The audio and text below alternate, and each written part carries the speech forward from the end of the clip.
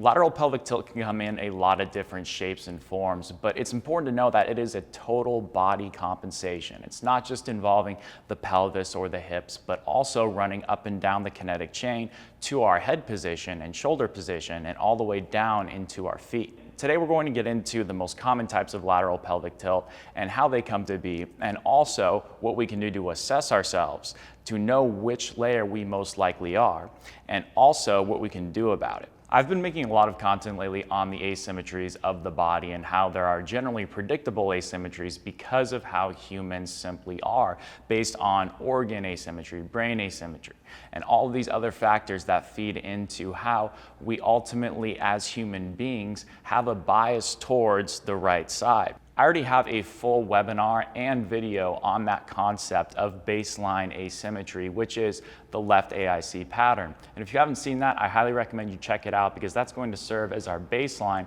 for understanding how we get into certain types of lateral pelvic tilt. So I've had a lot of people watch my left AIC content and say, well, I feel like I have a higher left hip, or I feel like I'm leaning on my left side more than my right side. So what's going on with that? And that is certainly possible.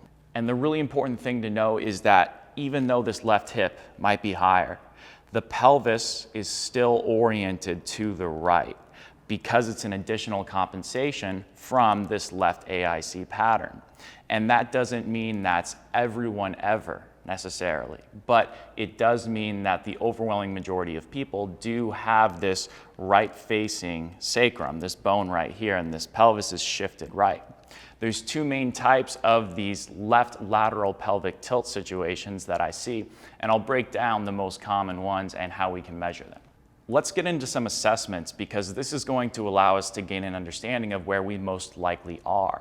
I want to preface this by saying that these are not all-encompassing assessments and they're not going to give you a 100% certainty as to where you are, but they're really quick and they're pretty easy and they're going to give you a pretty good idea. These assessments are going to give us an idea of how our body is oriented in space, what range of motion we have access to, and then we can explain how that's happening with the skeleton models. The first measurement would be hip flexion, and this is a measurement of how much you can bring your knee to your chest actively.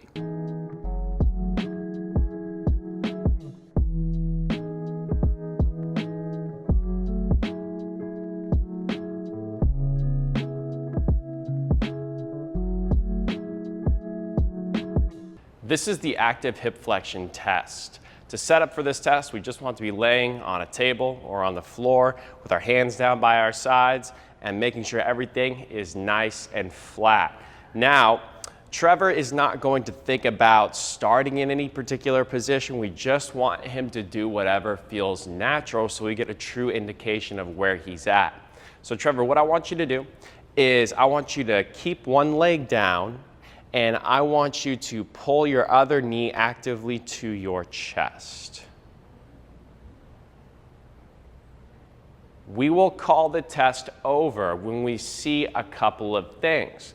If we see this knee start to deviate outwards, the test is over. If we see the pelvis move in any way where it rolls under or off to the side, the test is over. Also, if we see this down leg come up, the test is over. This is a measurement of external rotation of your pelvis at the end range because flexion is generally an external rotation-based measurement.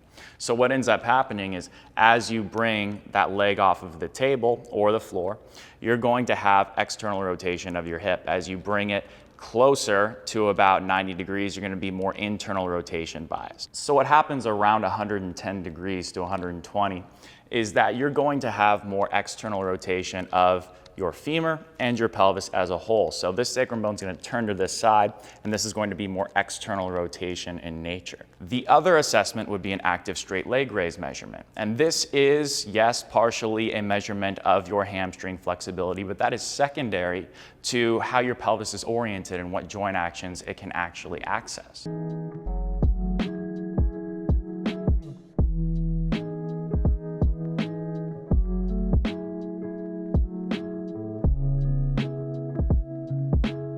This is the active straight leg raise assessment. To set up for this, you need to be on a table or just on the floor would also work. We want our hands down by our sides, nice and relaxed. Feet are also pointed up towards the ceiling, and everything is pretty much in a nice, relaxed manner to start. Now, Trevor, what I want you to do is I want you to fully extend the active leg, the leg that is going to be tested here, and I want you to be thinking about just gently keeping this leg down and pulling the toes back on this side. Now, I want you to be able to pull this leg up, keeping the leg perfectly locked out the whole time. Let's see what that looks like. Nice and controlled. And once he feels like he's going to roll his pelvis to one side, there's a huge uncomfortable stretch in his hamstring, or this knee is going to bend, then that would be an indication that the test is over. So as you lay down and bring your leg up to about 45 degrees, it is more external rotation in nature. But as you get to about 50 degrees and beyond, you're going to need to access more and more internal rotation of your pelvis. So this bone right here is going to flare in, your femur is going to turn in, and then your sacrum is going to move away from this innominate bone at the bottom, like that. The other basic test would be shoulder flexion, which is just the ability for you to get your arm overhead.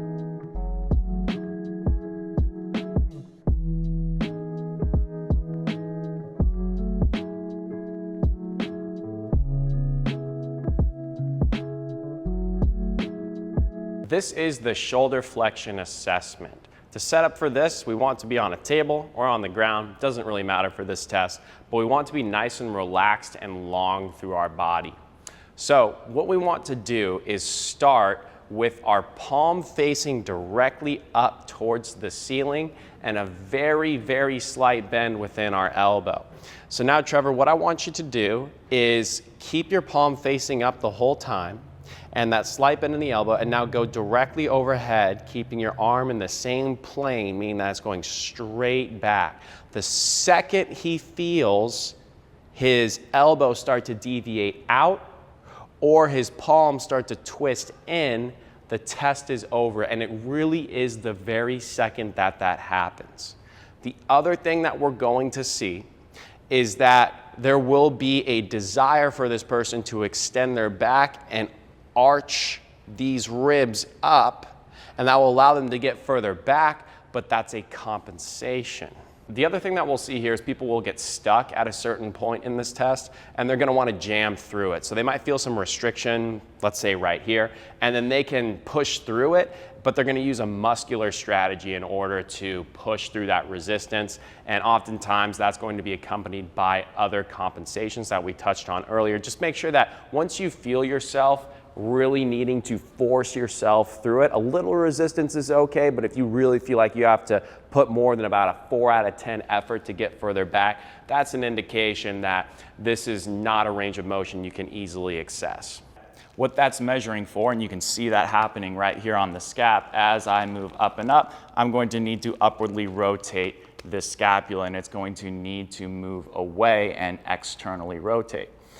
Now, with shoulder flexion, it's really a representation of how much tightness is on the back side of your thorax, your rib cage, and how well your scapula can glide on that rib cage, and how your humerus, your arm bone, can rotate with your scapula. So it's a measurement of a lot of different things, which is why I like it, because it's going to show how much compression or tightness is on this side. So if I've got a pelvis that is really forward on one side, I'm going to end up having a lot of compression because I'm going to tighten up my back. So I'm going to be unable to have this scapula glide smoothly, and my shoulder flexion is going to be limited. In a typical left AIC pattern, what you would expect to see with those assessments is that you're going to have more internal rotation on your right side, so a better straight leg raise, and more external rotation on your left side, so more hip flexion relative to the right.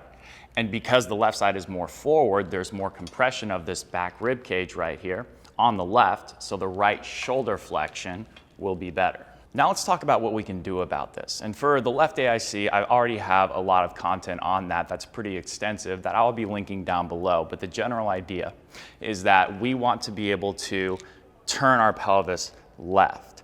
So we want to be able to access some left hip internal rotation and right hip external rotation. Generally, we want to get the left hamstring to pull the pelvis back on the left, and then we want to create a little bit more internal rotation like this on the left side via the left oblique and also the adductors.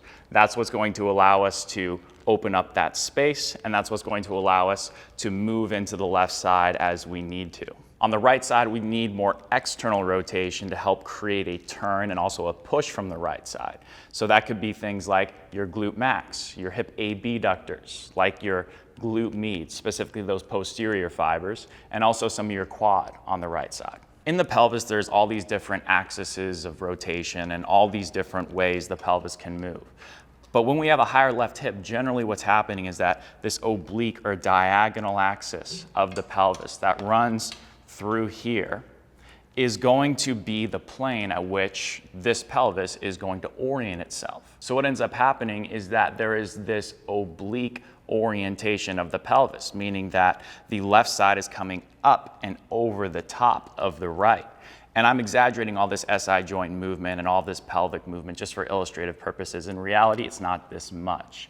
I'm just trying to visualize it for you here. But this is coming up and over the top. So this left hip, yes, is higher, but it's still more forward and the pelvis is still oriented to the right. That's what's really important to keep in mind here. In this context right here, the number one thing you're going to see is a better straight leg raise on the left than the right.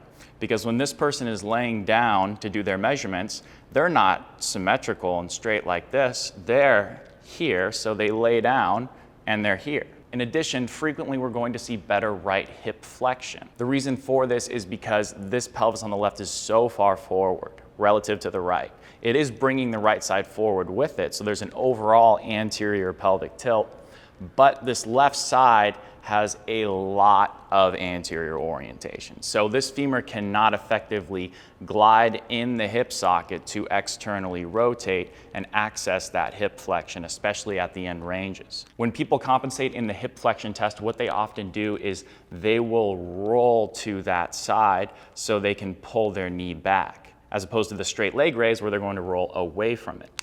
So in this context, it allows them to access external rotation of their femur, and they roll to this side, so the right hip flexion tends to be better because of how they're starting, which is like that. And the left side is very forward and doesn't have that liberty to create that either compensatory roll or genuine hip flexion because it's so forward, preventing this femur from sliding forward.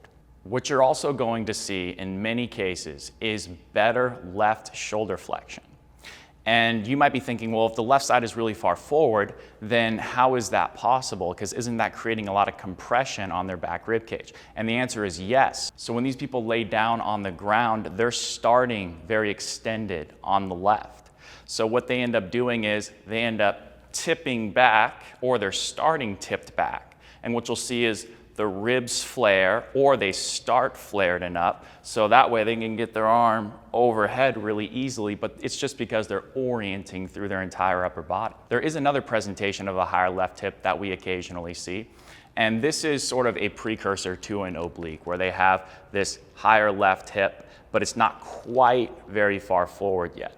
With these people, what we would often see is better shoulder flexion on the right, and also better straight leg raise on the left, and also better hip flexion on the left, because again, they're not going to be starting here, so they can roll over to that side to get better right hip flexion quite yet. It's just sort of being pushed up, and that's sort of that horizontal push right here, while being relatively still a little bit more forward than the right. In both of these cases, you can have a lower left shoulder where that extension tone is pushing that shoulder forward, but it's also dropping it. And there can be some other things going on there, which would probably be a good video for a different day, but you can see a lower left shoulder associated with this higher left hip. For an oblique orientation, things are a little bit different. Because we have this pelvis that's coming up and over the top, we can think about pulling the left side back. But the thing is that because the left side is forward, we also have a right side that is forward, just less so. And we still have this underlying turn of the sacrum to the right side. There are definitely individual differences between these two types of left lateral pelvic tilts. But because I am putting this video out on YouTube and to a broad unknown general audience, and I don't have specifics on individual cases, I'm going to just go about this orientation pretty similarly because ultimately they do need more or less of the same things. So we can think about pulling the left side back, but depending on how deep we are, that might not be the most advantageous first step, because if I just pull this back, I'm still here. What could be really helpful is to use a push from the right side first. If I got my glute max down here, push my right hip up and forward. That will help facilitate a pull back of the left side. So what we can do there is lay someone on their left side, and this would be a great place to start because let's say I'm laying on my left side and the ground as a constraint is going to do this. So that's the first thing I'm going to get by just being on my left side. But then if I push into a wall or some sort of external object with my right side, I can push my right hip over the top. And that can be a really great place for some people to start. You'll know you're getting somewhere when your right straight leg raise and your right shoulder flexion improves. That'll be two really good indications that you're on the right track. If you want more thorough explanations and also more exercises I'm not talking about in this video, check out the article I'm writing alongside this. I'll put it in the description below, and it will have a lot of good information for you there. Also, more detailed assessments. After we get the right side to push back to the left, we're off to a good start. Now we want to pull the left side back, and we want to be able to create an ability for the sacrum to turn further left. We can also do things that will promote some left hip internal rotation, and that would be through muscles like the adductor and also the oblique. If the goal is to be able to maintain more symmetry, then we want to be able to do it dynamically as well. So after this, step 3 would be to do things dynamically where our right hip is forward, because if we're in a split stance position with the right hip forward, we are in that position right there. This can be a great place to train muscles to push the pelvis from right to left. We can do that with split squat variations. We can do that with staggered stance deadlift variations. What I recommend for people who are serious about improving their asymmetries is to find the exercises you need to do and then pick the ground-based ones and start with 2 sets of 5 breath cycles as I described them in the videos. And do that in the morning and then do 1 to 2 sets at night. That will give your body the frequency of exposure it needs to start to create adaptations. If you want to incorporate more of the weight-based training work, I would recommend that you minimize temporarily the amount of bilateral lifting you do. The reason why is because if we're in a lateral pelvic tilt where one side is much higher, then we're probably just going to be reinforcing that through bilateral lifting, especially when things get heavy. We're going to default into the compensation that allows us to do what we need to do. And that's not necessarily a bad thing, but again, if your goal is to resolve this, then it's just something to think about for a while, and it doesn't have to be something you do forever. I would recommend you take these weight training exercises and try to do them at least 2 to 3 times a week for about 3 to 4 sets of 10 to 15 reps.